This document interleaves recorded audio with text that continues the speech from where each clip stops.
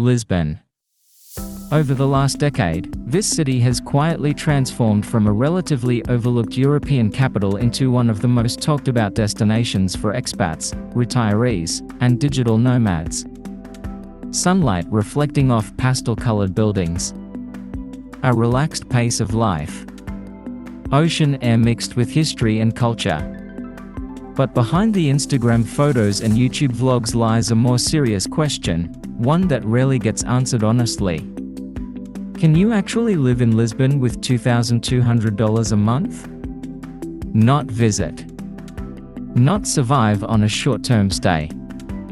But build a stable, long-term life. As a financial analyst who studies migration patterns and cost of living data across Europe, I can tell you this. Lisbon is neither the cheap paradise some imagine, nor the unaffordable city others fear. The truth sits somewhere in between. And today, we're going to break it down, logically, calmly, and realistically.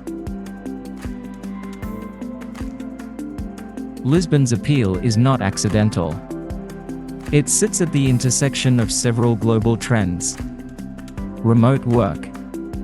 Aging populations in Western countries. Rising living costs in traditional hubs like London, Paris, and New York.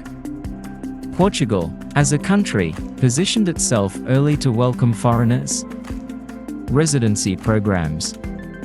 Favorable tax regimes, historically. A relatively low cost of living by Western European standards. But attraction does not equal sustainability. The real question for anyone considering Lisbon is not, is it beautiful? It's, can my income support a stable life here? That's where $2,200 becomes an interesting number. $2,200 per month equals roughly €2,000, depending on exchange rates. In Portugal, that figure is above the national average income, below the comfort level of many foreign professionals. This immediately tells us something important. With €2,000 a month, you will not live like a tourist. But you also won't live like a struggling local, if your expectations are realistic. The key variable is not income alone. It's how Lisbon's cost structure is distributed.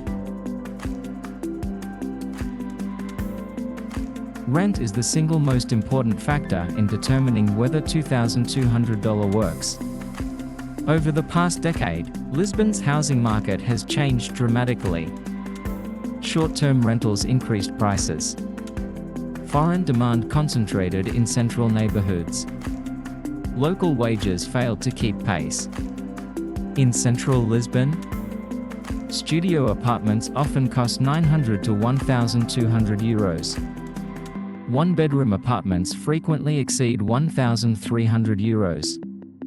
At this level, rent alone can consume 60% of a €2,000 budget. That is not sustainable long-term. However, Lisbon's geography matters. Just 20 to 30 minutes outside the city center.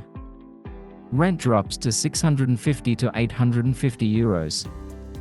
Public transport remains reliable. Quality of life remains high. This is the first major trade-off. Space and location versus financial stability. Based on data and real expat behavior, $2,200 works best in suburbs with direct train or metro access, less tourist-heavy districts, areas favored by working professionals, not short-term visitors. This is where Lisbon differs from cities like Paris or London. You don't need to live in the historical center to enjoy the city. Living slightly outside often improves housing quality, noise levels, daily costs. For financially disciplined residents, this choice alone determines success or failure. Portugal performs well here. Average monthly costs. Electricity, water, gas, 100 to 150 euros. Internet, 30 to 40 euros. Mobile phone, 15 to 25 euros. Total fixed utilities. White right pointing backhand index 150 to 200 euros. Energy costs fluctuate, but Portugal remains moderate compared to Northern Europe. This stability matters for long-term budgeting. Food is one of Lisbon's strongest advantages. If you eat like a local, groceries, 250 to 350 euros. Fresh markets are affordable. Eating out does not require luxury prices. A simple meal costs 8 to 12 euros in local restaurants. 15 to 20 euros for a sit-down dinner. A realistic food budget. White right pointing backhand index 400 to 500 euros per month. This is where many foreigners overspend, by importing habits from more expensive countries. Lisbon does not require a car. Monthly transport pass. White right pointing backhand index euro 40. This includes metro, trams, buses. Walking covers much of daily life. Transportation is one of Lisbon's greatest financial strengths. Portugal's healthcare system is both accessible and affordable. For residents, public healthcare costs are minimal. Private insurance ranges from 40 to 80 euros. Compared to the US, this is a structural advantage. Healthcare does not destabilize budgets in Portugal. Let's add everything up conservatively. Rent, 750 euros. Utilities and internet, 180 euros. Food, 450 euros. Transportation, 40 euros. Healthcare and MISC, 100 euros. White right pointing backhand index total, euro 1, 520. That leaves white right pointing backhand index 450 to 500 euros. This margin covers entertainment, clothing, short trips, savings buffer. This is not luxury, but it is stability. $2,200 will not work if you insist on central Lisbon housing. You eat out daily at tourist spots. You expect modern, spacious apartments. You don't track expenses. Lisbon rewards financial awareness. It punishes assumptions.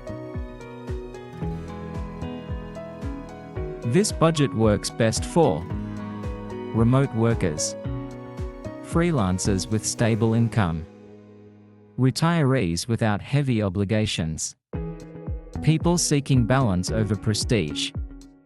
It does not work well for luxury-focused lifestyles, large families, high-spending social habits. Lisbon's cost of living is rising. However, it remains below major Western capitals. Quality of life remains high. Lifestyle trade-offs are manageable. The real risk is not cost. It's expectation mismatch. So, can you live in Lisbon with $2,200 a month? Yes. But only if you understand the system you're entering. Lisbon is not cheap. It is efficient. For those who adapt, it offers stability, simplicity, a high return on lifestyle per dollar spent.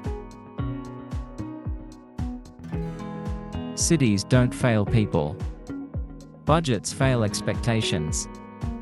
And in Lisbon, $2,200 is enough, not to impress, but to live well.